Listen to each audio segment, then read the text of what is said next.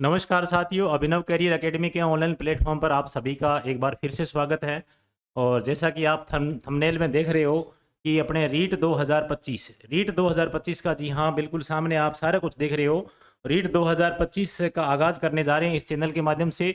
और इस चैनल पर अपने को रीट 2025 के बारे में क्या कुछ मिलेगा। बहुत सारे विद्यार्थी ऐसे होते हैं जिनको हर एक बात को, यानी रीट 2025 आ गई परंतु उन्होंने पात्रता, उन एलिजिबल तो है परंतु उनके बारे में हर चीज़ को लेकर के एक आधी बात का संशय रहता ही है। और वो संशय और सब कुछ अपने पैटर्न और सब के बारे में अपने इस वीडियो के माध्यम से आपको मिलेगा और सब कुछ जानकारी इस प्लेटफॉर्म के माध्यम से उपलब्ध करवाई जाएगी। तो अपने आज बात करेंगे इस वीडियो के माध्यम से, यानी बहुत सारे विद्यार्थियों के मन में पाठ्यक्रम के बारे में चर्चा करनी है, उसके बारे में कैसे अपने कौन सी लैंग्वेज लेनी है, इसके बारे में भी अपने बात करेंगे। सारी पात्रता के बारे में अपने जो संशय रहता है उसके बारे में बात करेंगे। और सारी संपूर्ण नीति और रणनीति जो भी बनेगी और अपने जो बुक्स है उनके बारे में अपने बात करते हुए अपने बहुत सारे दिमाग में प्रश्न उठते हैं, उन प्रश्नों को अपने लेकर मैं आया हूं। और प्रत्येक विद्यार्थी के ऐसे दिमाग में प्रश्न जरूर उठे होंगे और जिसमें अपने रीट के बारे में संपूर्ण जो जानकारी मिलेगी ना, उसके बारे में अपने इस वीडियो के माध्यम से बताई जाएगी। ठीक है, उसमें फर्स्ट लेवल यानी जो लेवल फर्स्ट का है या फिर लेवल सेकंड में कौन कौन एलिजिबल है, उन सभी के बारे में अपने बात करेंगे। और उसके बाद में सब दोनों के अलग अलग बारे में संपूर्ण सिलेबस के बारे में जानकारी दी जाएगी। और तीसरी बात इसमें है कि पात्र कौन कौन है, कौन से जो विद्यार्थी जी यानी जो अपने कैंडिडेट हैं वो कौन से, मतलब विद्यार्थी इसमें अभी जो कई बार क्या है कि जो अपने बीएड चल रही है या फिर अपने जो बीएसटीसी है वो चल रही है, तो कौन सा फर्स्ट ईयर का है या सेकंड ईयर का, इसके बारे में अपनी संपूर्ण बात करेंगे आगे। जैसे ये प्रश्न ये है, इनके बारे में आपको बता रहा हूँ भी इस वीडियो में क्या क्या मिलने वाला है आप सभी को, यानी पात्रता के बारे में संपूर्ण जानकारी मिलेगी आपको। और उसके बाद संदर्भ पुस्तकें, यानी अपने को कौन कौन सी पुस्तकें पढ़ने के बाद में इस अपने रीट को क्लियर कर सकते हैं। 2025 की जो रीट है उसको अपने क्लियर कर सकते हैं, क्योंकि अपने पास टाइम बहुत कम है। और टाइम को मैनेज कैसे करेंगे, इस मैनेजमेंट को अपने देखते हुए, यानी कौन कौन सी अपने को बुक पढ़नी है और कौन सी अपने को वीडियो देखनी है, इसके माध्यम से अपने संपूर्ण रणनीति है उसके बारे में अपने इस प्लेटफॉर्म के माध्यम से बात की जाएगी। और इस प्लेटफॉर्म पर कौन कौन सी क्लासें मिलने वाली है इस पर संपूर्ण बात मिलेगी। सारी सारी चीजें आपके पर्सन दिमाग में जो मिल रहा है वो आपको क्लियर करवाया जाएगा। और फैकल्टी के बारे में संपूर्ण जानकारी मिलेगी और समय का प्रबंधन के बारे में, यानी कैसे अपने मैनेज करेंगे इस छोटे से, यानी पार्ट अपने को 70-80 दिन का जो पार्ट है अपने पास बचा है उसको अपने 70 दिनों में कैसे अपने पूरा संपूर्ण सिलेबस है वो पढ़ करके और उसको याद भी कर सकते हैं और अपने यानी जो पात्रता है उसको पास भी करेंगे। ठीक है, आगे नेक्स्ट जो मेन पेपर है उसके लिए क्या रणनीति रहेगी वो सारी बाद में बनेगी। सबसे पहला स्टेप जो अपना पात्रता का है ना वो जरूरी है अपने को क्लियर करना। अगर अपने पात्र ही नहीं हुए, अगर पास ही नहीं हुए, तो फिर अपने अगले सिलेबस अपने जो मेन पेपर में जा ही नहीं सकते। इसलिए अपने की सबसे पहले यानी बड़ी परीक्षा अपने लिए पात्रता हो जाएगी अपने। ठीक है, और इसके बाद में अपने बात करेंगे यानी सभी क्लासेज की पीडीएफ। अब देखो सारी चीजें आगे बात करेंगे, परंतु अब पीडीएफ के बारे में कोई भी अपने क्लास लेंगे तो पीडीएफ के बारे में कहाँ क्या मिलने वाला है वो भी इसके बारे में जानकारी आपको दी जाएगी। और भाषा का चुनाव कैसे करेंगे, लेवल फर्स्ट में भाषा का चुनाव कैसे करना है उसकी संपूर्ण जानकारी मिलेगी। तो और सेकंड लेवल में जो लेवल सेकंड है उसमें अपने भाषा का चुनाव कैसे करना है उन सभी के बारे में पूरी जानकारी मिलेगी। और यानी विकल्प का चुनाव कैसे करना संपूर्ण यानी जानकारी मिलेगी, यानी हिंदी पहली और उसके बाद में सेकंड डिमांड के अनुसार कैसे अपने चूज करनी है। और जैसे मान लो डिमांड आपकी होगी उसके हिसाब से इस चैनल पे अपने क्या कर देंगे, यानी अपने क्लासेस शुरू कर देंगे। और साथ ही साथ टेस्ट सीरीज यानी आपको मिलने वाली है, यानी जैसे जैसे सिलेबस चलेगा उसके अनुसार आपको टेस्ट सीरीज भी आपको साथ साथ में मिलेगी। तो अब संपूर्ण जानकारी ये सारे प्रश्न है ना, उन सभी के प्रश्नों के बारे में संपूर्ण जानकारी हमारी टीम जो बीडी सर हैं और साथ साथ देख रहे हो आप, यानी थंबनेल में देखो आप, बीडी सर हमारे साथ है और कृष्ण सर है और बाकी ये मैं भी इसमें साथ है और साथ में और भी टीचर हमारे साथ है। उनको नाम सभी नहीं किया है परंतु वो साथ में आएंगे तब आपको यानी दिख जाएंगे। ठीक है, तो अब अपने मैं बीडी सर को इनवाइट करूंगा, कृष्ण सर को। तो कृष्ण सर को मैं इनवाइट करूंगा और इसके बारे में आप यानी जो फर्स्ट लेवल है उसके बारे में संपूर्ण जानकारी आपको उपलब्ध करवाएंगे।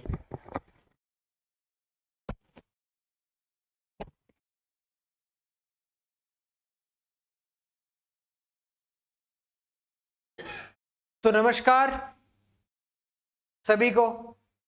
खुशखबरी आप लोग देख पा रहे हैं, थंबनेल आप लोगों ने देख लिएगा। थोड़ी बहुत चर्चा हमने इस क्लास के अंदर अभी पहले कंप्लीट कर लिए। देखो लंबे समय तक इसका इंतजार किया रहा कि कब पात्रता परीक्षा होगी, कब वृत्ति परीक्षा होगी। इसके लिए सरकार ने पहला कदम तो ये उठा दिया है कि पात्रता परीक्षा की जो अनाउंसमेंट है वो हो चुकी है। यानी कि ये माना जा रहा है कि संभवतः जनवरी के अंदर जो रीट को लेके पात्रता परीक्षा आयोजित होनी है वो रीट के प्रथम या दूसरे सप्ताह के अंदर आयोजित होनी है। नहीं, रीट की जो पात्रता परीक्षा है वो जनवरी के, ये संभवतः 15 जनवरी और 26 जनवरी के बीच के अंदर जो समय है, ऐसा आकलन निकल के आ रहा है। ऐसी कोई न्यूज, पुष्टि न्यूज की तो नहीं कर सकते, लेकिन आइडिया है भी जनवरी के अंदर ये परीक्षा होनी है। और जो परीक्षा होनी है वो पहले तो सबको एक पता होना चाहिए कि ये एक पात्रता परीक्षा है। पात्रता परीक्षा किसके लिए है? ये 3rd ग्रेड के जो टीचर बनने जा रहे हैं, चाहे वो लेवल 2nd के रहें या लेवल 1st के अंदर जो 3rd ग्रेड के टीचर हैं, उनके लिए यह पात्रता परीक्षा है। तो चर्चा करते हैं सबसे पहले अपने इस टॉपिक के अंदर कि जो रीट की जो पात्रता परीक्षा है 2025, उसके अंदर जो पाठ्यक्रम है उसके अंदर अभी तक पाठ्यक्रम का कोई विस्तृत ब्यौरा अभी तक नहीं आया है। यानी कि एक तरह से आइडिया अगर मान लिया जाए तो 2022 की भर्ती परीक्षा के अंदर जो सिलेबस हमारा आया था, पाठ्यक्रम अभी तक तो वही माना जा रहा है। और अगर उसमें कोई थोड़ा बहुत अंतर हुआ तो वो समय के साथ साथ आपको इस चैनल के माध्यम से अपडेट करवा दिया जाएगा। तो पाठ्यक्रम तो वही रहने वाला है जो अपने लेवल 1st के अंदर देखा था, पात्रता परीक्षा जो आयोजित हुई थी उसके अंदर वो रहने वाला है। उसके बाद में जो चर्चा रहने वाली है, थोड़ी अपने चर्चा हो गई कि आपको इस चैनल के माध्यम से किन प्रश्नों के उत्तर मिलेंगे। संपूर्ण जानकारी मिलेगी आपको लेवल 1st की तैयारी किस प्रकार से करनी है और लेवल 2nd की जो पात्रता परीक्षा है जो 2 भागों में बंटी हुई है उसकी तैयारी किस प्रकार से करनी है, उसका जो सिलेबस है वो किस प्रकार से रहने वाला है, और पात्रता के बारे में पूरी जानकारी मिलेगी कि कौन व्यक्ति इस पात्रता परीक्षा के अंदर शामिल हो सकता है और कौन नहीं।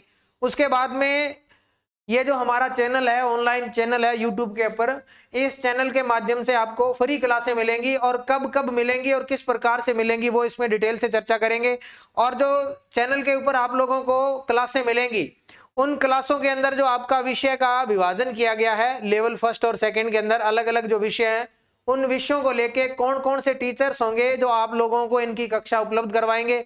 साथ ही साथ अगर आप लोग देखेंगे, अगर अब अक्टूबर का महीना है और अक्टूबर के महीने से लेके और जनवरी तक के अगर दिन काउंट किए जाएं तो ये लगभग मान के चलो 70 से 80 दिन का टाइम हमारे पास में निकलता है। तो हम किस प्रकार से टाइम का मैनेजमेंट करें ताकि 70 से 80 दिनों के अंदर हम जो पात्रता परीक्षा होनी है, जो 60% अंक रखे गए हैं वो हम प्राप्त कर लें। उसके बाद में जो पीडीएफ की उपलब्धता है वो कहाँ पे रहेंगी, भाषा का किस प्रकार से चयन करें और टेस्ट सीरीज का क्या कुछ मैटर रहने वाला है वो इसके ऊपर चर्चा हमारी रहेगी। पहले चलते हैं कि रीट लेवल 1st की जो परीक्षा है उसके अंदर कौन कौन पात्र है। पहला क्वेश्चन ये उठता है कि कौन इस परीक्षा के अंदर शामिल हो सकता है। रीट लेवल 1st की जो पात्रता परीक्षा है उसके अंदर सरकार ने पहले जो कोर्स करवाया जाता था उसको पहले बोलते थे BSTC, वर्तमान में उसका नाम चेंज कर दिया गया है, उसको डीएल्ड बोला जाता है। ये 2 वर्षीय डिप्लोमा होता है जो कक्षा 12 के बाद में 3rd ग्रेड का टीचर बनना चाहता है वो इस पात्रता परीक्षा एक पेपर दे के और उसके बाद में ये पात्रता पूर्ण करता है, इस डिग्री को प्राप्त करता है। तो अगर कोई ऐसा विद्यार्थी जिसने ये पात्रता पूर्ण कर ली है या योग्यता प्राप्त कर ली है, इन दोनों में से किसी एक की योग्यता उसने प्राप्त कर ली है, तो पहली बात तो वो इस पात्रता के लिए पात्र है, इस परीक्षा में बैठने के लायक है। लेकिन अब क्वेश्चन ये भी उठता है कि क्या BSTC जो प्रथम वर्ष के छात्र हैं वो या डीएल्ड जो प्रथम वर्ष के छात्र हैं क्या वो इस परीक्षा में बैठ सकते हैं।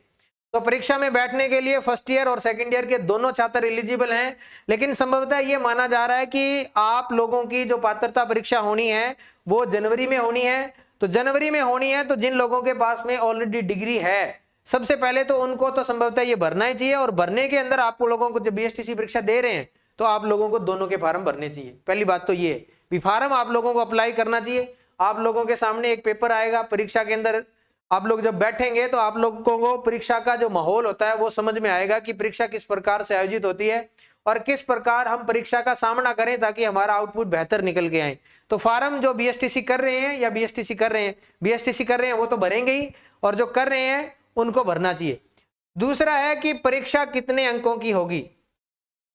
परीक्षा सभी लोगों को पता है, वैसे मैं आप लोगों को बता दूं कि ये 150 अंकों की परीक्षा होगी और इसमें 150 प्रश्न आएंगे। प्रश्नों का विभाजन किस प्रकार से होगा वो आगे वाली स्लाइड पे हम चर्चा करेंगे। 150 अंक होंगे और 150 प्रश्न होंगे, और इस परीक्षा के अंदर नेगेटिव मार्किंग नहीं होगी, यानी कि नेगेटिव मार्किंग इसमें नहीं रखी गई है। नेगेटिव मार्किंग की शर्त यह है कि नेगेटिव मार्किंग तब तक नहीं है जब तक आप उस क्वेश्चन को अटेम्प्ट करते हैं। यानी कि वर्तमान के अंदर ट्रेंड ये है कि पहले जो परीक्षा होती थी उसमें 4 ऑप्शन आते थे, आपके सामने 4 ऑप्शन होते थे जिनमें से किसी एक का आप लोगों को चयन करना होता था। लेकिन वर्तमान में जो भर्ती परीक्षाओं के अंदर लगातार नकल, डमी कैंडिडेट, इनकी संख्या को देखते हुए सरकार ने क्या किया है कि परीक्षा के अंदर 5 विकल्प शुरू कर दिए हैं। यानी कि अगर आप लोग किसी पेपर को या क्वेश्चन को अटेम्प्ट नहीं करते हैं तो आपको 5वां गोला उसके अंदर भरना है, और अगर आप लोग उसके अंदर ये 5वां गोला नहीं भरते हो तो आपके 1/3 अंक काट लिए जाएंगे। यानी 150 क्वेश्चन है, आपको करने तो 150 के 150 ही है, सीधी सी बात है। पात्रता परीक्षा है, नेगेटिव मार्किंग नहीं है, तो आपको मेरे हिसाब से 5वें तक तो नहीं पहुंचना चाहिए। आपको प्रत्येक का किसी एक को जो लगता है कि आपको विकल्प ये है, यानी तुक्का मार पद्धति जिसको बोलते हैं, कोई ना कोई तुक्का मारना चाहिए, ऑप्शन का सिलेक्ट करना चाहिए। वो बेहतर है कि आप किस प्रकार से उसका चयन करते हैं वो आपके विवेक पर निर्भर है।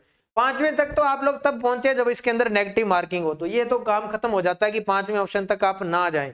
कोई ना कोई 4 में से किसी एक विकल्प का आप चयन करें, ये बेहतर रहेगा।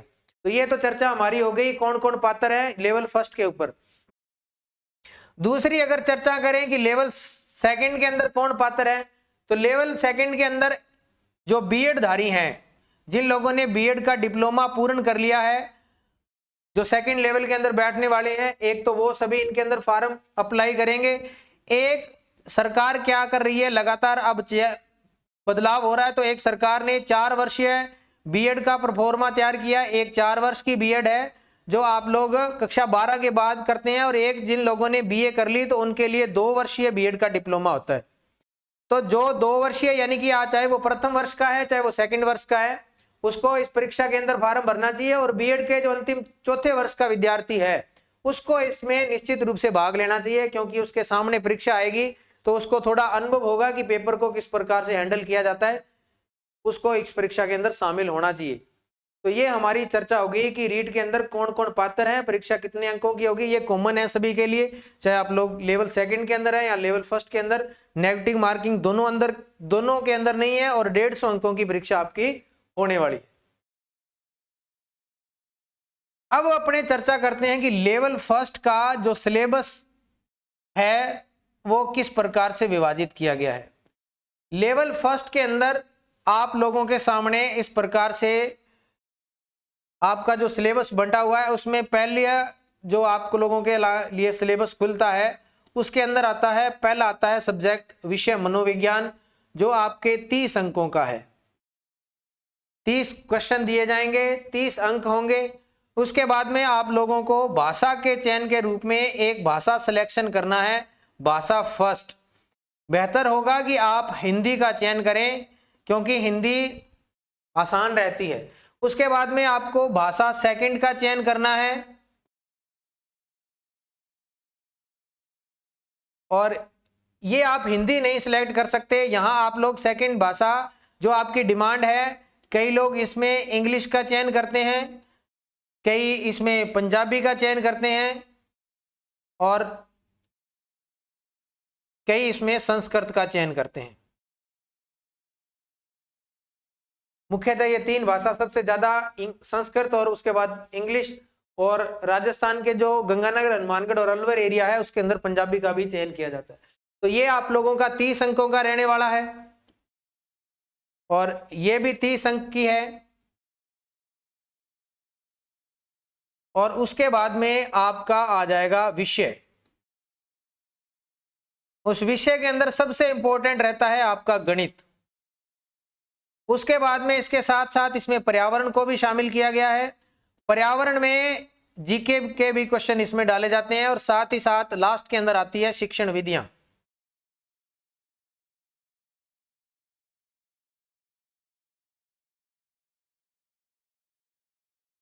ये आपका 60 अंकों का पोर्शन होता है।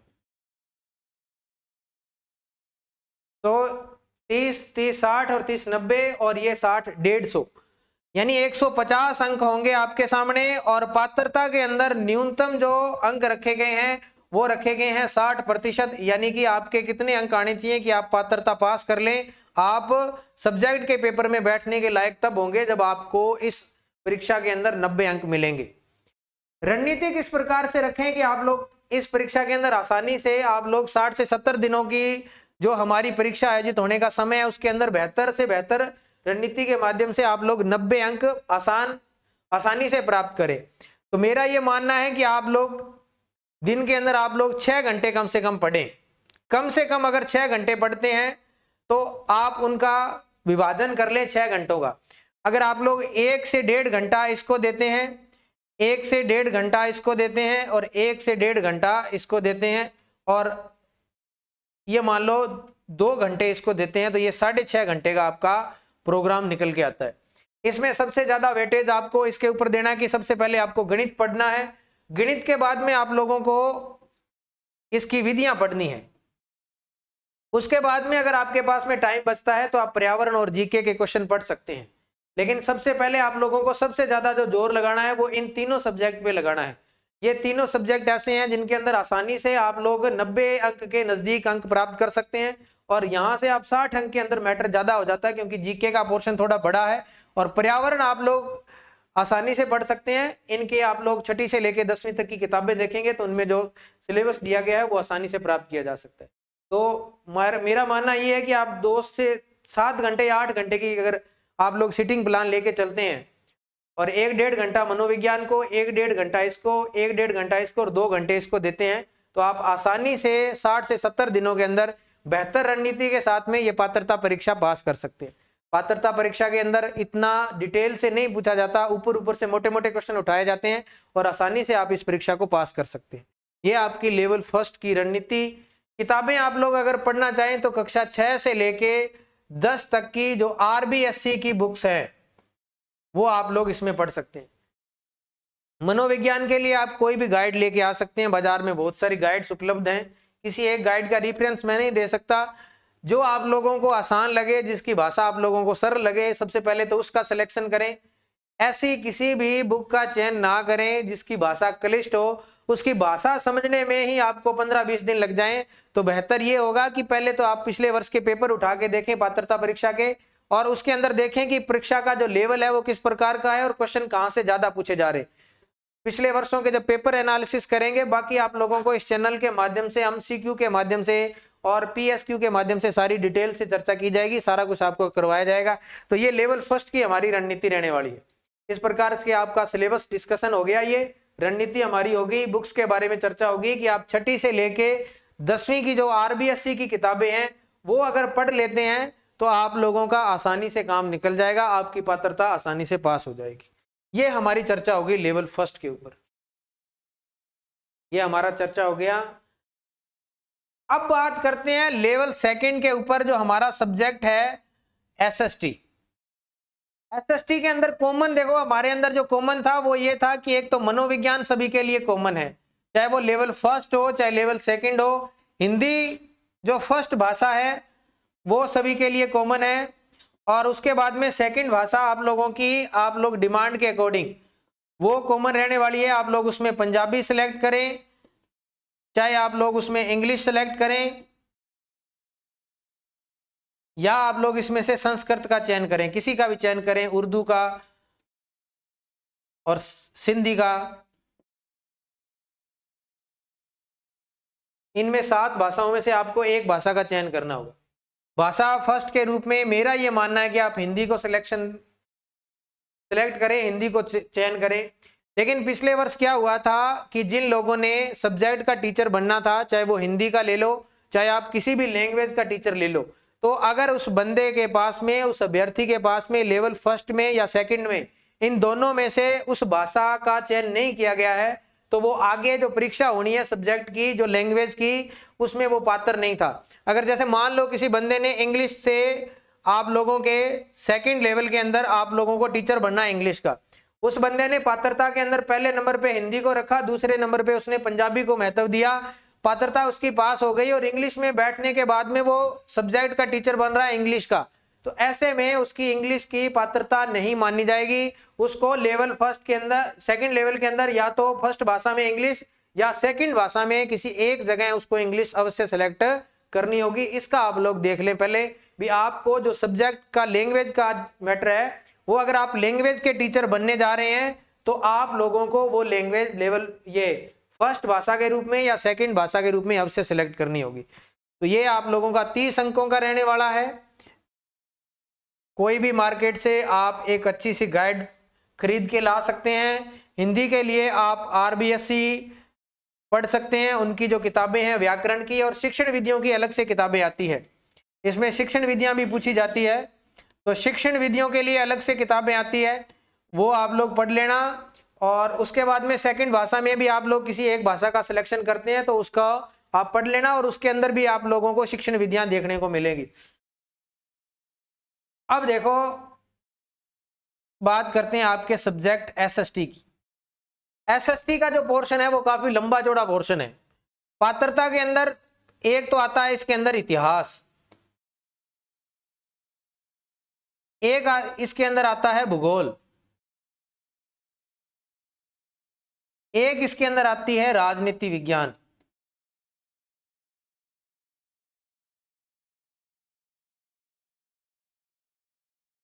और एक इसके अंदर आता है टीचिंग या आप लोग मान लो शिक्षण विधियां।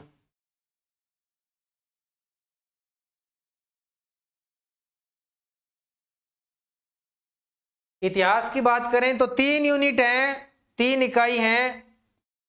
वो तो भारत का इतिहास पूछती है, उसके अंदर भारत का इतिहास पूछा जाता है, और उसके बाद में इसमें राजस्थान का इतिहास भी पूछा जाता है।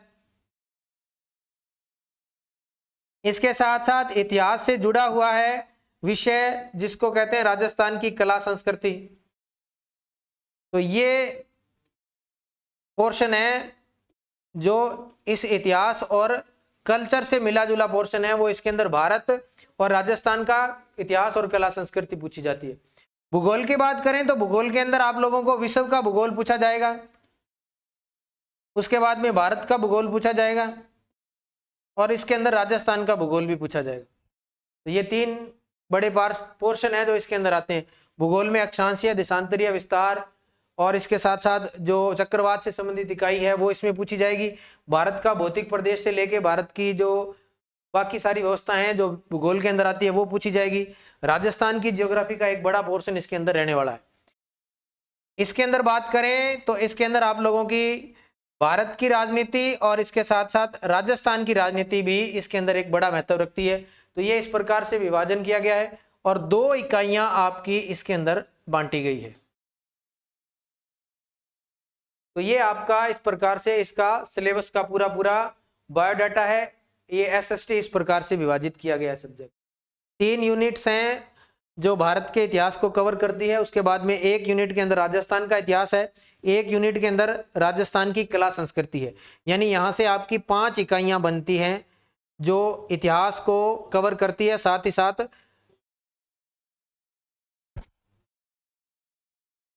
कवर करती हैं, और साथ ही साथ 5 इकाइयां हैं जहां से क्वेश्चन पूछे जाते हैं।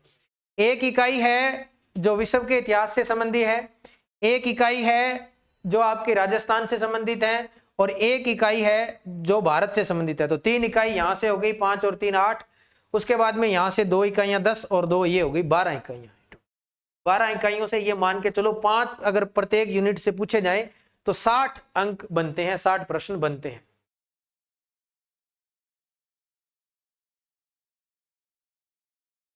ये इस प्रकार से आपकी 12 इकाइयां मान के चलो कि 12 इकाइयां हैं जहां से प्रत्येक इकाई से अगर 5 क्वेश्चन पूछे जाएं तो ये आपके 60 प्रश्न पूछे जाते हैं। तो ये 60 अंकों का आपका पूरा बायोडाटा यहाँ सामने देख लिया आप लोगों ने। इतिहास एक बड़ा पोर्शन है, ज्योग्राफी भी बड़ा पोर्शन है, पॉलिटी को आप छोटा नहीं आंक सकते, पॉलिटी भी एक बड़ा पोर्शन है। तो इस प्रकार से एक हमारा जो सिलेबस है वो बंटा हुआ है एसएसटी का। बात करें अगर कि ये मैटर हमें कहां से उपलब्ध होगा,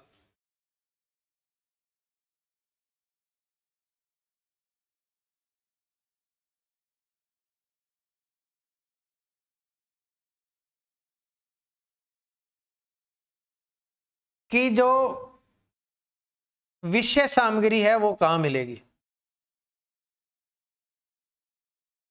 इसके अंदर हमने पढ़ा था कि एक इतिहास, भूगोल,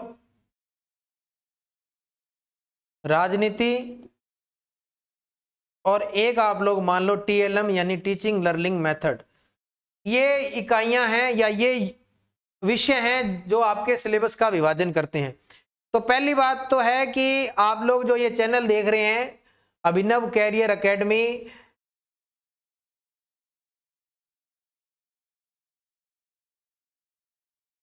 इस चैनल के माध्यम से आपको कैसी क्लासें मिलने वाली हैं, तो इस माध्यम से आपको फ्री क्लासें मिलने वाली है।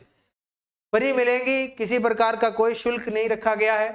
पात्रता परीक्षा के अंदर आप लोगों को पूरा साथ दिया जाएगा। आप लोग इस चैनल के साथ अगर निरंतर जुड़े रहते हैं तो इस चैनल के माध्यम से आपको फ्री क्लासें करवाई जाएंगी।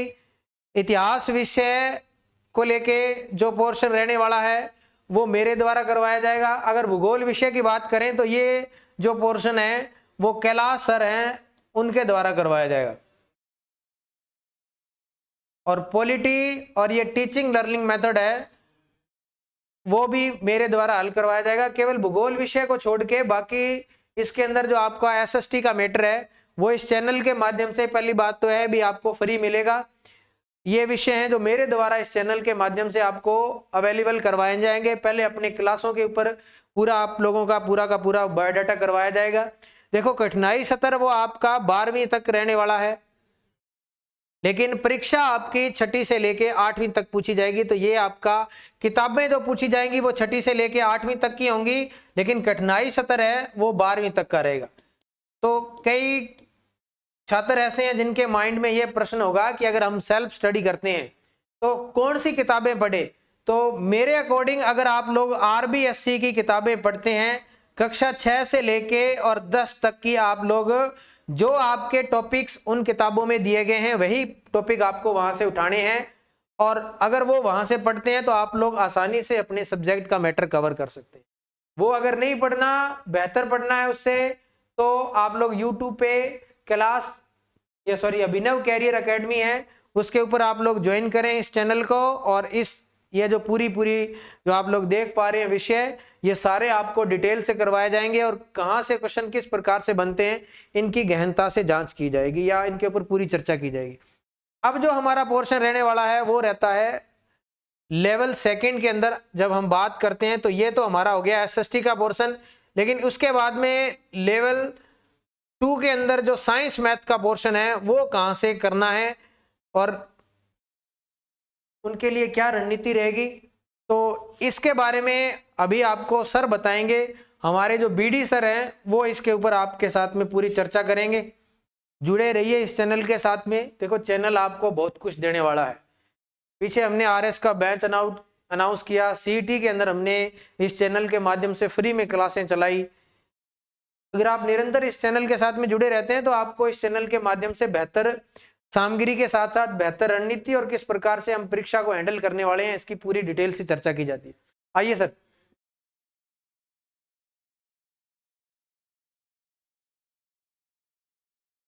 हेलो दोस्तों, स्वागत है आपका इस चैनल पर। अभी आप देख रहे थे कि जो रीट का जो आगाज किया है, पात्रता परीक्षा जो जनवरी के अंदर होने वाली है, इसके ऊपर किस तरीके से शेड्यूल रहने वाला है, किस तरीके से रणनीति रहने वाली है, इस चैनल के माध्यम से आपको क्या क्या चीज़ जो है वो अवेलेबल करवाई जाएगी, इसके बारे में विस्तार से आपने अभी तक देखा। L1 के बारे में और L2 में किस तरीके से आपने जो भाषा है उसका चयन करना है भाषा फर्स्ट में क्या रखना है, भाषा सेकंड में आपने क्या रखना है। और उसके बाद आपने देखा कि जो सब्जेक्ट है L2 में जो SST है उसका जो सिलेबस है वो किस तरीके से रहने वाला है। और इसका जो सिलेबस है, अभी जो सिलेबस हम लोग पढ़ते हैं वो 2022 में जो सिलेबस डाला गया था, जिस पर जो 2023 के अंदर परीक्षा ली थी, उसी का वही सेम सिलेबस जो है वो अभी तक चल रहा है।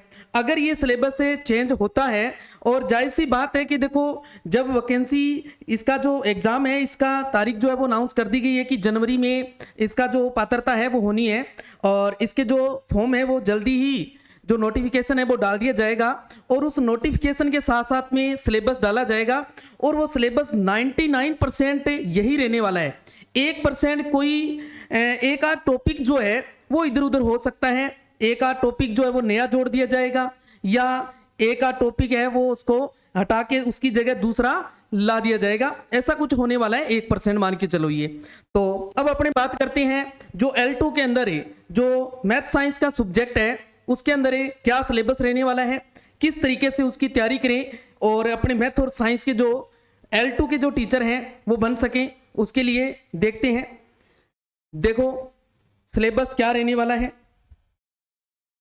सिलेबस देख सक रहे हैं आप कि जो मैथ और साइंस का जो सिलेबस है उसके ऊपर इसमें कुल जो 60% आने वाले हैं। कुल कितने परसेंट आएंगे? 60% आएंगे। और जो कुल अंक होगा वो कितना होगा? 60 अंकों का जो ये पोर्शन है वो होने वाला है। कितने अंकों का? 60 अंकों का पोर्शन है, और 60 ही इसमें क्या होंगे? पर्सन होंगे। क्या होंगे? 60 ही इसमें पर्सन रहेंगे। और ये 60% जो है इसमें देखो गणित के जो है वो 30% रहने वाले हैं। कितने? 30%। और विज्ञान के भी क्या होंगे? 30% होंगे। कितने परसेंट है? 30% होंगे। यानी कि 30% ही गणित के हैं और 30% ही किसके रहेंगे? विज्ञान के रहेंगे, जो 30-30 अंक के होंगे। क्या होंगे? 30-30 अंक के होंगे। इसमें क्या क्या टॉपिक हैं वो टॉपिक देखें। टॉपिक सबसे पहले अपने बात करते हैं गणित की। तो इस गणित में क्या क्या टॉपिक हैं वो कौन कौन से हैं? देखो जैसे घातांक जो टॉपिक है एक इसमें रहने वाला है। घातांक टॉपिक है, गुणनखंड है और समीकरण है। घातांक है, गुणनखंड है और समीकरण है। एक यूनिट ये है। इसमें से आप मान के चलो कि 5 से 6 क्वेश्चन जो है वो पूछे जाते हैं। कितने? 5 से 6 क्वेश्चन जो है वो पूछे जाते हैं।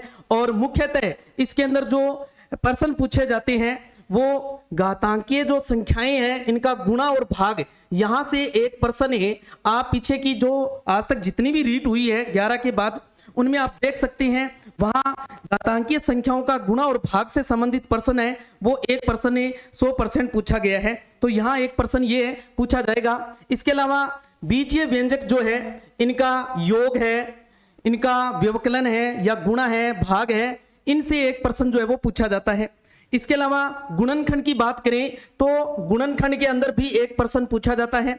और इसके अलावा समीकरण की बात करें, एक घातीय समीकरण है जो बिल्कुल सरल घातीय है।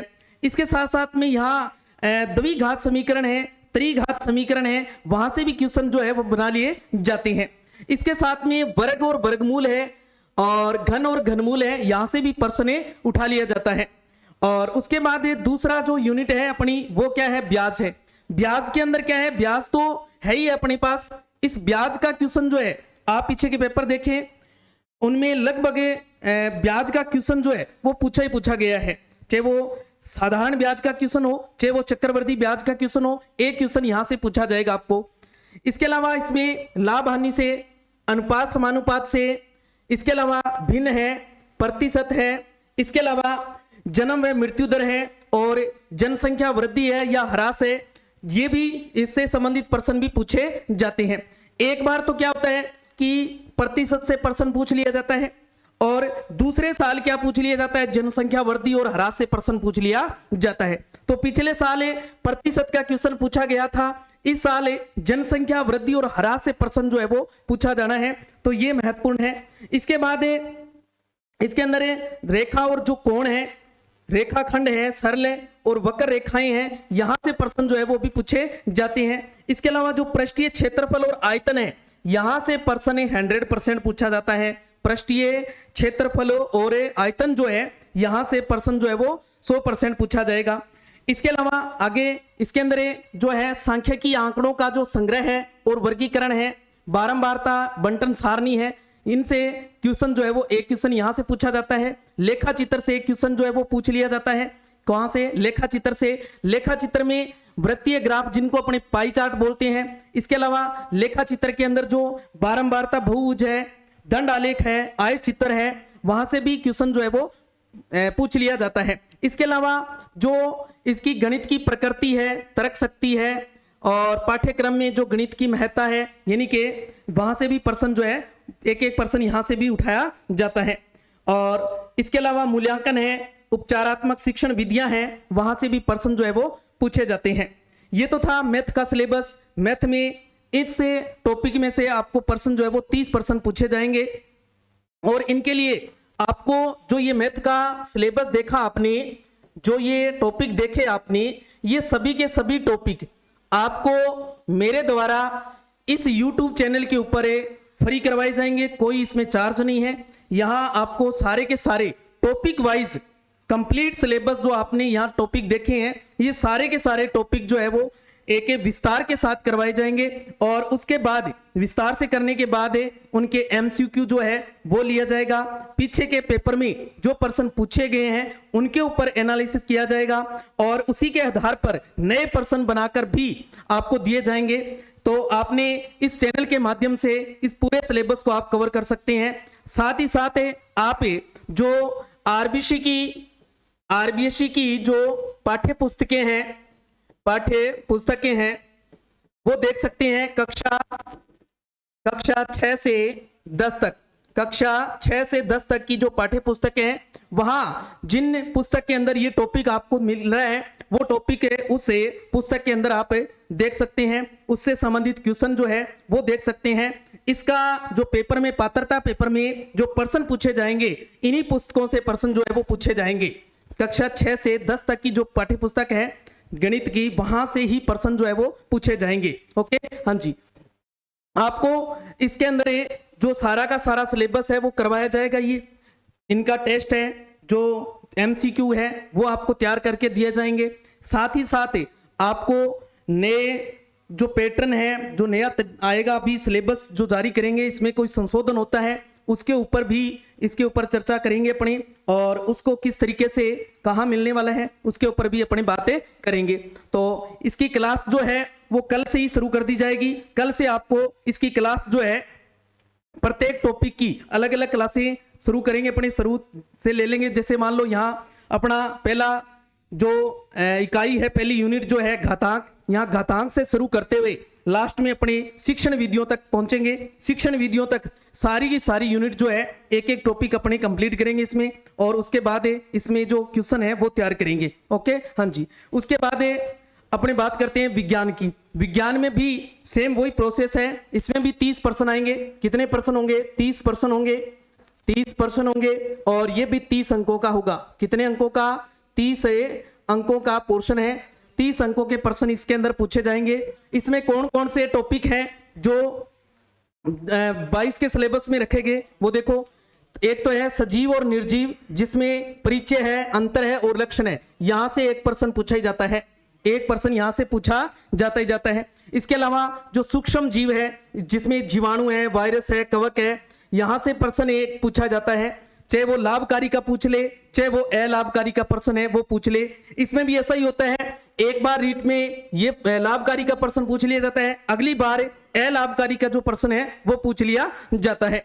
इसके अलावा सजीव के अंदर पौधे के प्रकार है, विभिन्न भाग है, पादपों में पोषण है, श्वसन है, उत्सर्जन है, इनसे क्वेश्चन जो है वो पूछा जाता है। इसके अलावा जो कोशिका टॉपिक है अपना, कौन सा? कोशिका टॉपिक जो है, इस कोशिका से आप पीछे के पेपर उठा के देखें, प्रत्येक पेपर के अंदर कोशिका का क्वेश्चन जो है वो जरूर मिला है। कोशिका का क्वेश्चन जो है वो 100% आपको मिलने वाला है।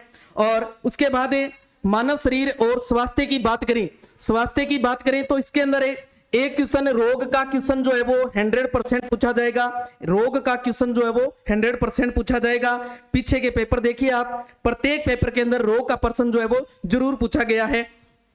रोग का प्रश्न कैसे पूछ सकता है? रोग का कारक पूछ लिया जाता है, एक बार उसका टेस्ट पूछ लिया जाता है, या उसका जो उपाय है उपाय से संबंधित पूछ लिया जाता है, या उस रोग की परिभाषा से प्रश्न जो है वो पूछ लिया जाता है, और प्रकार पूछ लिया जाता है। इस तरीके से रोग का क्वेश्चन जो है वो जरूर पूछा जाता है।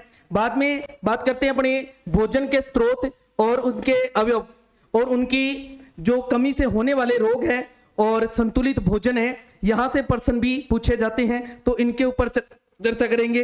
इसके अलावा जंतु प्रजनन और किशोरावस्था है, जंतु प्रजनन और किशोरावस्था है। इसके अंदर जो जनन की विधियां हैं, जिसमें लैंगिक और अलैंगिक बात करें, यहां से प्रश्न जो है वो पूछा जाता है। साथ ही किशोरावस्था और यौनारंभ में जो शारीरिक परिवर्तन आते हैं, यहां से प्रश्न जो है वो पूछा जाता है।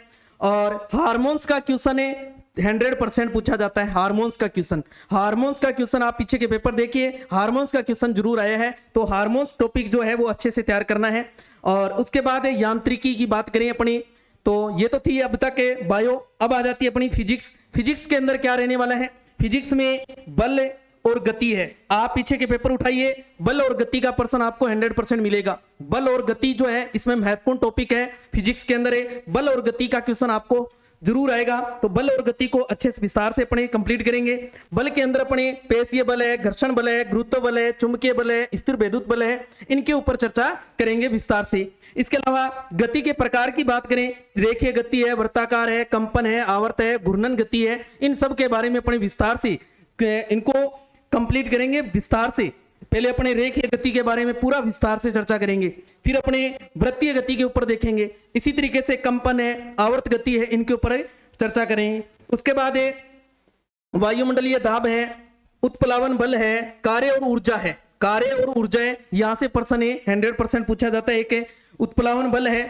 उत्प्लावन बल आपने देखा होगा, जो क्या होता है उत्प्लावन बल, अपने बाल्टी पानी के अंदर है और उसको ऊपर उठाते हैं तो वो हल्की लगती है, पानी से बाहर आते ही अपने को वजन लगता है ना। तो वो पानी के अंदर होती है, तो पानी से ऊपर की ओर क्या लगता है? एक बल लगता है। वो कौन सा बल होता है? उत्प्लावन बल होता है। तो इस तरीके से अपने विस्तार से इसके ऊपर चर्चा करेंगे और ट्रिकली अपने तैयार करेंगे। बिल्कुल इनको सबको क्या करेंगे? ट्रिकली तैयार करेंगे और विस्तार से इसके ऊपर चर्चा करेंगे। इसके अलावा जो ऊर्जा के स्रोत हैं, इनके ऊपर भी चर्चा करेंगे, यहां से भी प्रश्न पूछ लिया जाता है। और उसके बाद बात करते हैं अपनी ताप और उष्मा। ताप और उष्मा के अंदर उष्मा का क्वेश्चन जो है ये 100% आएगा, कोई किंतु परंतु नहीं है। आप पीछे के पेपर जो है वो उठा के देखिए, उष्मा का क्वेश्चन आपको जरूर मिलेगा। उष्मा का क्वेश्चन जो है वो जरूर आया है, तो उष्मा टॉपिक इसमें महत्वपूर्ण टॉपिक है। इसके अलावा प्रकाश और ध्वनि है, यहां से क्वेश्चन पूछ लिया जाता है। प्रकाश के जो घटनाएं हैं, जैसे अपवर्तन है, परावर्तन है, घूर्णन है ना, और क्वांटम है, यहां से प्रश्न पूछ लिया जाता है। पूर्ण आंतरिक परावर्तन है, यहां से पूछ लिया जाता है। इसके अलावा इसमें जो परावर्तन और अपवर्तन देखते हैं, तो इसमें साथ साथ अपने दर्पण और लेंस भी पढ़ते हैं। तो दर्पण एक बार लेंस का प्रश्न पूछते हैं और एक बार दर्पण का प्रश्न पूछते हैं, तो इनको अपने अच्छे से तैयार करेंगे। आपको क्या तैयार करना है इस बार। और उसके बाद अपने इसके अंदर देखते हैं, जो प्रश्न है वो पूछ लिया जाता है ध्वनि और ध्वनि के विलक्षण, ध्वनि संचरण, ध्वनि प्रदूषण, यहां से एक प्रश्न पूछा जाएगा आपको। इसके बाद विद्युत और चुंबकत्व से प्रश्न पूछ लिया जाता है। विद्युत धारा के बारे में, ओम के नियम के बारे में, विद्युत विभव है, विभवांतर है ना। इसके अंदर क्वेश्चन जो है वो एक पूछ लिया जाता है। श्रेणी क्रम है, समांतर क्रम है, और चुंबकीय या चुंबकत्व के बारे में भी एक प्रश्न पूछा जाता है। इनके जो नियम है उनके ऊपर चर्चा करेंगे। फिर आ जाता है अपना आगे वाली यूनिट जो है, जो विज्ञान और प्रौद्योगिकी है, यहां से भी प्रश्न पूछे जाते हैं, जिनके अंदर अपने महत्वपूर्ण बात है दैनिक जीवन में विज्ञान का महत्व क्या है, यहां से प्रश्न है। और रेसे और प्लास्टिक में से, ये भी देखें, ध्यान दें, रेसे और प्लास्टिक में से भी ऐसे ही होता है। एक साल तो प्रश्न पूछ लिया जाता है रेसे में से, और अगले साल पूछा जाता है प्रश्न प्लास्टिक में से। ठीक है, तो अपने देखेंगे कि पिछले साल आपको बताएंगे कि कौन सा प्रश्न आया इनमें से। अगर प्लास्टिक आया है, रेसे का आया है, तो अपने उसका दूसरा करेंगे और वहीं आपको प्रश्न मिलने वाला है। इसी तरीके से इनके जो टॉपिक पर्सन बनते हैं वो किससे बनते हैं, गुणधर्म है, प्रकार है ना, यहां से प्रश्न जो है वो उठा लिए जाते हैं। इसके अलावा सीमेंट से प्रश्न पूछे जाते हैं, सीमेंट महत्वपूर्ण है, सीमेंट से प्रश्न जो है वो पूछे जाते हैं। इसके अलावा सीटी स्कैन है, शल्य चिकित्सा है, अल्ट्रासाउंड है, लेजर किरणें है, यानी कि यहां से भी प्रश्न जो है वो पूछ लिया जाता है। इसके अलावा यहाँ जो कंप्यूटर से संबंधित प्रश्न है वो भी एक इसके अंदर प्रश्न पूछ लिया जाता है। एक प्रश्न कंप्यूटर का भी पूछा जाएगा, यहाँ एक प्रश्न किसका पूछा जाएगा, कंप्यूटर का प्रश्न है वो भी पूछा जाता है। फिर बात करते हैं सौर मंडल। सौर मंडल भी महत्वपूर्ण है, देखो यानी कि ग्रह के बारे में पूछ लिया जाता है प्रश्न है भी, कौन सा ग्रह पृथ्वी से दूर है या पृथ्वी के ऐसा कौन सा ग्रह जिसका कोई उपग्रह नहीं है, ऐसा प्रश्न भी पूछा गया है पीछे। तो ग्रह का या जो सौर मंडल का प्रश्न जो है वो आपको पीछे के पेपरों में देखने को मिलेगा, भी एक प्रश्न जो है वो जरूर पूछा गया है। अब बात करते हैं अपनी केमिस्ट्री की। किसकी बात करते हैं, केमिस्ट्री की बात करते हैं। केमिस्ट्री के अंदर परमाणु और अणु से प्रश्न पूछा जाता है, एक तो महत्वपूर्ण परमाणु और अणु से प्रश्न जो है वो पूछ लिया जाता है। एक इसके यौगिक और मिश्रण से प्रश्न पूछा जाता है, यौगिक और मिश्रण से प्रश्न जो है वो पूछ लिया जाता है।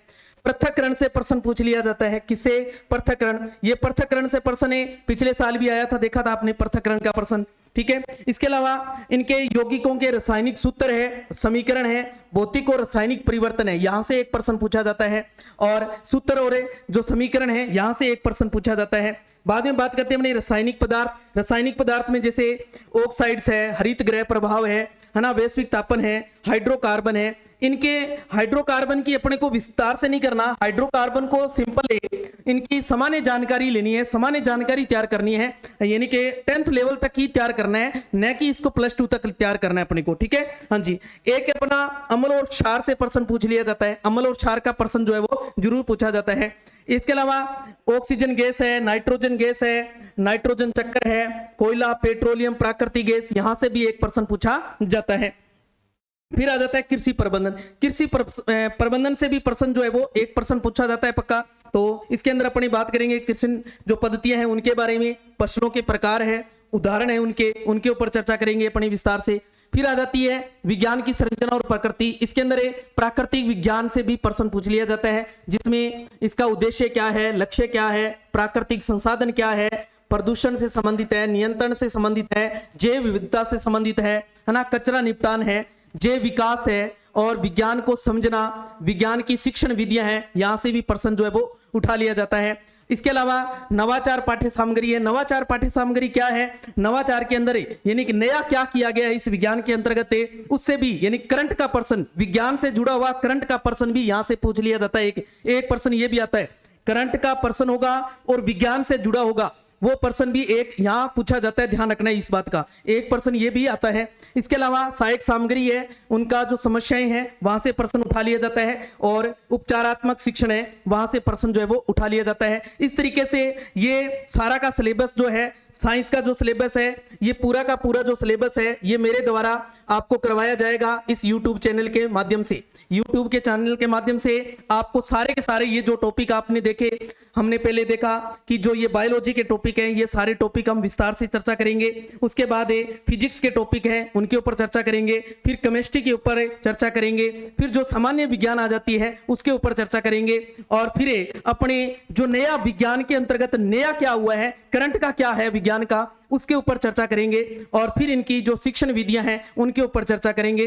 तो इस तरीके से पूरा सिलेबस जो है इस चैनल के माध्यम से आपको फ्री ऑफ कॉस्ट करवाया जाएगा और संपूर्ण कोर्स करवाया जाएगा। जिस तरीके से आपको किसी ऐप के माध्यम से कोर्स करवाया जाता है, सेम वैसे का वैसा आपको इस चैनल के माध्यम से करवाया जाएगा, और वो बिल्कुल फ्री होगा। क्या होगा, बिल्कुल फ्री होगा, कोई इसका शुल्क नहीं है, और आपको धैर्य रखना होगा, साथ बनाए रखना होगा, आपको पूरा का पूरा सिलेबस जो है वो तैयार करवाया जाएगा। ये जो अपने पास पीछे दिन बचे हैं, 80 दिन के आसपास जो है अपने पास टाइम की जो मानना है जो बोर्ड का कि ये एग्जाम जो है ये मान के चलो जनवरी के जो 15 जनवरी से 25-26 जनवरी के बीच में कराने की पूरी संभावना है भी। 99% यहाँ ये पेपर होगा जनवरी के 15 जनवरी से लेके और 26 जनवरी के आसपास जो पेपर है ये 99% होगा, पात्रता एग्जाम जो है ये होगा। और इस पर अपने पास ये जो टाइम बचा है 80 दिन, इन 80 दिनों में हम ये पूरा विस्तार से चर्चा करेंगे। आपको कंप्लीटली इस चैनल के माध्यम से करवाया जाएगा सारा का सारा सिलेबस जो है। और इसमें आपको जो बुक की बात करें अगर तो पुस्तक आपने कौन सी पढ़नी है, आरबीसी की जो आपके पास से पुस्तकें हैं कक्षा 6 से लेके 10 तक, कक्षा 6 से 10 तक की जो बुकें हैं उन बुक्स को आपने पढ़ना है, उन बुक्स को भी आपने साथ रखना है।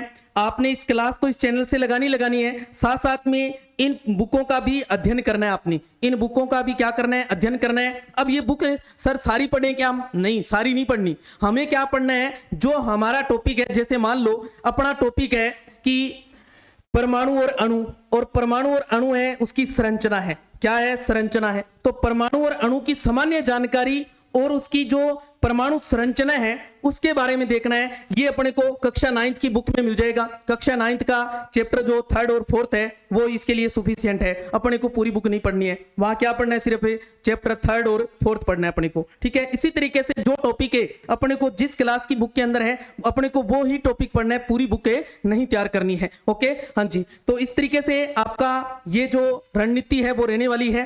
तो इस वीडियो को आप ज्यादा से ज्यादा शेयर करें और कल से इसके ऊपर क्लास जो है वो लगाई जाएगी, सारी की सारी क्लासें जो है वो शुरू कर दी जाएगी और आपको टॉपिक वाइज जो है क्लासें वो दी जाएगी। तो इसको ज्यादा से ज्यादा शेयर करें अपने दोस्तों के साथ जो ऐसे बैठे हैं फ्री भी। जब रीट आएगी फिर अपने करेंगे। तो रीट आ गई भाई, रीट क्या है, आ गई, और ये होनी है जनवरी में। ये जनवरी में क्या है, होनी है, निश्चित है। तो ये आ गई है, आएगी, इसके इंतजार में मत बैठे और उनको कहो भी जाग जाओ। और आपके लिए के इस चैनल के माध्यम से फ्री आपको ये पूरा का पूरा जो सिलेबस है वो करवाया जा रहा है। आप इनको तैयार कीजिए। आपका जो 60% अंक लेने हैं, आपने कितने 60% जो अंक लेने हैं वो आप इस चैनल से जो क्लासें दी जाएगी, इस क्लास से चैनल के माध्यम से जो आपको पाठ्य सामग्री दी जाएगी उसको आप कवर करके 60% क्या मैं कहता हूं आपको 80% तक कवर कर सकते हो। अगर आप हमारे साथ रूटीन में चलते हो, धैर्य बना के रखते हो और साथ देते हो तो आपको 80% की मेरी गारंटी है, आप 80% तक अंक ला सकते हैं आसानी से। क्या 80% तक के अंक ला सकते हैं आसानी से। आप जो सिलेबस देख रहे हैं बहुत बड़ा सिलेबस है। इस सिलेबस को हम ट्रिकली माध्यम से तैयार करेंगे। बिल्कुल क्या करेंगे, ट्रिकली माध्यम से तैयार करेंगे। तो उनको बोलो कि भाई यहाँ जो है वो एक धुआंधार क्लासें हैं वो चल रही है और नया जो है एक आगाज है, और इस नए आगाज के साथ आप जुड़िए और हमारा साथ दीजिए। इस क्लास को ज़्यादा से ज़्यादा आप शेयर करना है। तो आज के लिए ये एक नई इंफॉर्मेशन थी आपके लिए जो रीट का आगाज है। तो इस क्लास को ज़्यादा से ज़्यादा आप शेयर करें, इस क्लास को आप ज़्यादा से ज़्यादा क्या करें, शेयर करें और अपने दोस्तों को इस चैनल के माध्यम से जोड़ें। आपसे ये रिक्वेस्ट है कि इसको सब्सक्राइब जरूर करें और शेयर जरूर करें। देखो हम लोग बैठे रहते हैं, चुटकुले शेयर करते हैं या कॉमेडी शेयर करते हैं अपने, है ना। उससे देखो कि क्या होता है, थोड़ा 1 मिनट के लिए मनोरंजन हो जाता है, उसमें अपने कोई पैसे नहीं लग रहे। तो यहाँ ये भी अगर आप शेयर कर रहे हो या सब्सक्राइब कर रहे हो तो इसमें भी कोई पैसे नहीं लगने वाले हैं। आपके एक सब्सक्राइब से, एक शेयर से किसी का भला हो सकता है, तो आप वो भला जरूर करें। इससे ऐसे बहुत सारे विद्यार्थी बैठे हैं दोस्तों जिनके पास संसाधन नहीं है, पढ़ना चाहते हैं और उनके पास क्या नहीं है, संसाधन नहीं है। तो दोस्तों उन विद्यार्थियों तक ये जो आगाज है ये आगाज जरूर पहुंचाएं। हम लोगों ने ये जो आगाज किया है ये उन्हीं विद्यार्थियों के लिए आगाज किया है। हमारा जो टारगेट है, हमने फ्री शिक्षा देनी है, ज़्यादा से ज़्यादा देनी है, कोई शिक्षा से वंचित ना रह जाए। कोई ऐसी समस्याएं हैं जिनके पास संसाधन से संबंधित है, उनको उनके रास्ते में जो बाधाएं हैं संसाधन, उस बाधा के कारण वो अपनी शिक्षा रोक दे और अपना जो अच्छा कर सकता था वो अच्छा न करने की बजाय वो गलत रास्तों की ओर चला जाए। तो ऐसा ना हो, हमने इसलिए ये एक बेड़ा उठाया है। तो इस बेड़े को आपने इस बेड़े के लिए साथ देना है और साथ देते हुए आपका काम है सिर्फ इसको ज़्यादा से ज़्यादा शेयर करना, लाइक करना और सब्सक्राइब करना। जय हिंद, जय भारत।